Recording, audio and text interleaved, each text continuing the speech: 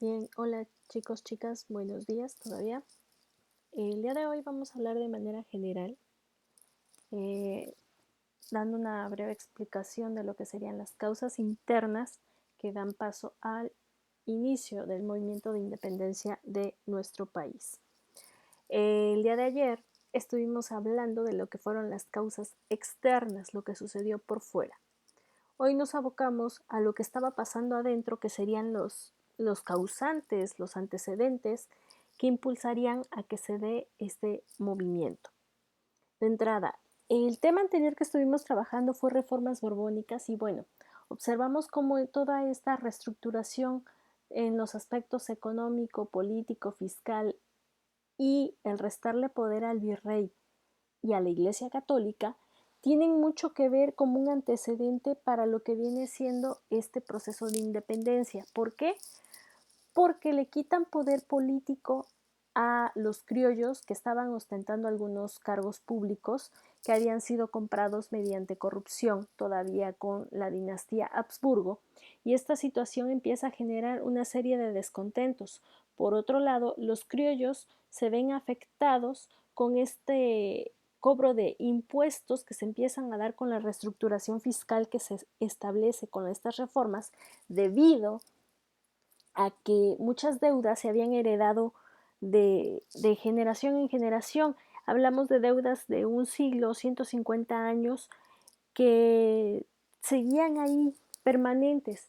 Esta situación lleva a que empiezan a tomar como medida estratégica el decomisarles propiedades o bienes que tuvieran para liquidar esas deudas. En esta situación se va a ver Miguel Hidalgo, un criollo, cuya deuda va a ser confiscada a través de el quitarle un par de haciendas. Esta situación pues orilla a que empieza a mostrarse mucha inconformidad. Además, tenemos por otro lado el criollismo. El término criollismo se refiere a esta identidad que se empieza a forjar, en la que el criollo es criado como español, tiene las posibilidades económicas de un peninsular, de un español. Sin embargo, carece de todos los privilegios que gozan los peninsulares dentro del cuadro de castas. Esta situación los orilla a que se empiece a crear una especie de nacionalismo criollo en el cual ellos empiezan a reclamar esta, esta necesidad y esta idea de tener los mismos derechos a través de una serie de igualdades.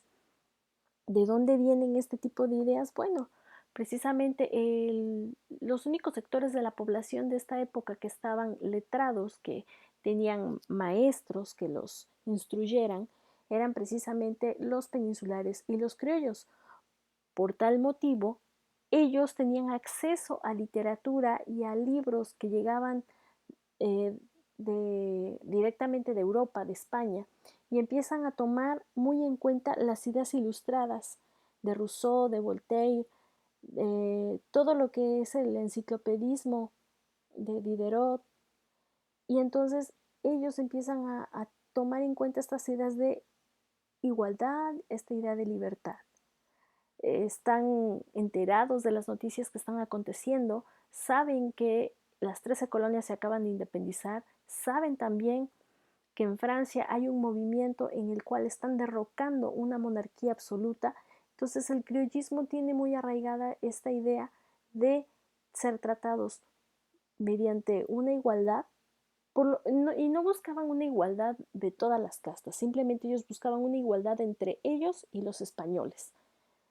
Eh, que más adelante, bueno, ellos lo van a utilizar el término igualdad para encauzar este movimiento de independencia. Sin embargo, pues prácticamente ellos estaban viendo para su conveniencia personal, ¿no? Pero el punto que quiero llegar es que este criollismo, pues precisamente sienta las bases de lo que van a ser las conspiraciones, y ellos van a ser los que van a liderar estos movimientos que se van a levantar en contra y en búsqueda de una igualdad, y nos van a encauzar y orillar a un proceso de independencia.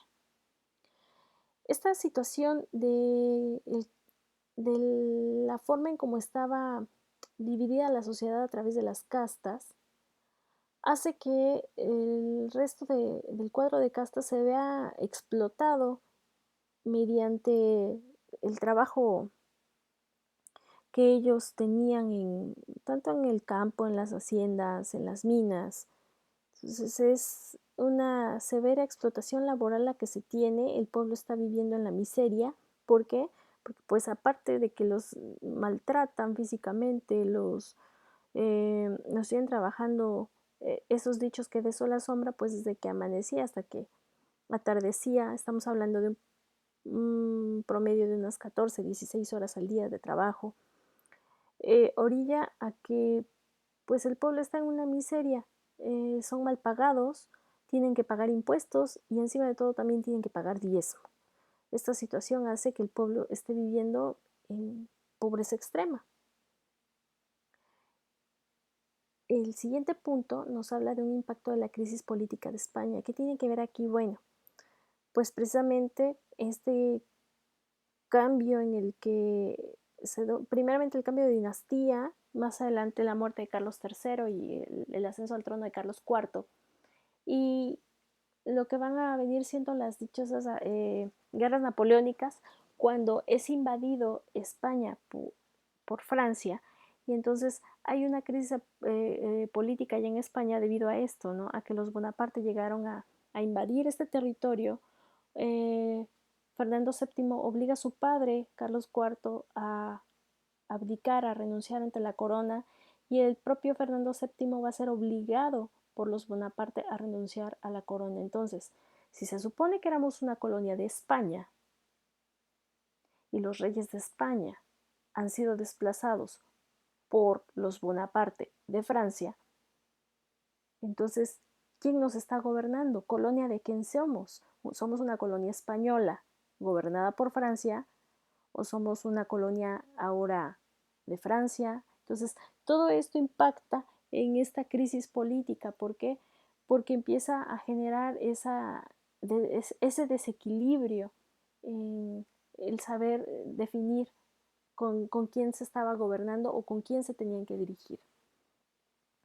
Otra causa interna que va a calentar mucho los ánimos de la pobreza y de la sociedad de castas de esta colonia llamada Nueva España, es que precisamente en el año de 1808 se da una muy fuerte sequía en donde se pierden un alto porcentaje de cosechas, lo que se logra rescatar pues en automático se sube de precio, muchísima gente, niños, ancianos mueren de hambre a causa de esta sequía. Al no haber cosecha, pues no hay alimentos, si no hay alimentos hay hambruna, o si no hay cosecha tampoco hay nada que vender, ¿no? Entonces, por consecuencia, esto genera un gran desequilibrio, mortandad y pues precisamente el descontento de la población.